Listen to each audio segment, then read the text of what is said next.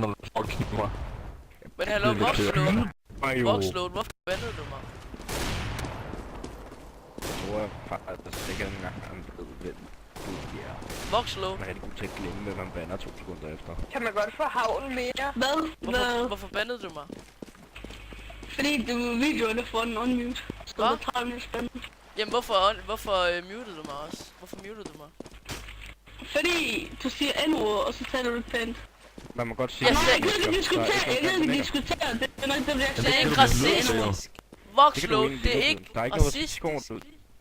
Jeg har skrevet til dig på væggen, du også burde gå ind og finde den oprindelige mening af det. Det betyder faktisk min ven eller min bror. Ja, Det er slang blandt mennesker i USA, hvor det betyder min ven eller min bror. Hvordan kan det være racistisk? Det vil jeg rigtig gerne vide. At kalde en min bror. Ja, det er i USA, men det er ikke i Danmark. Jo, også i Danmark. Jamen, altså, det er sådan, mening af det er jo- ordet, ikke? Hvad en 12-årig får til.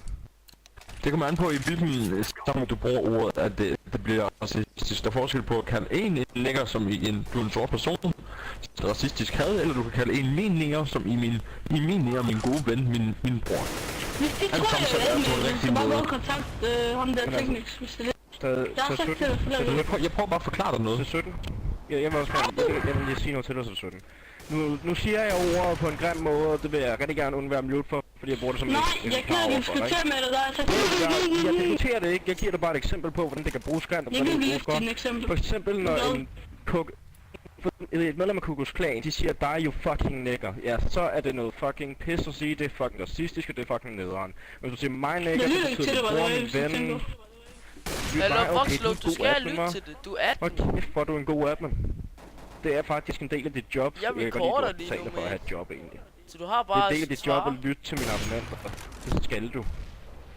Problemet er, at det er ikke rigtig et job, fordi at han får ikke penge for det.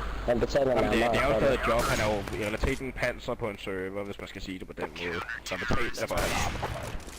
Altså, definitionen af et job, det er, at du tjener penge på det. Det er ikke den meget dårligt, kan du gentage? Så man betaler sig der irriterende, okay?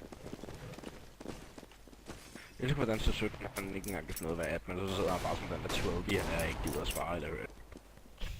Og så lige til højre.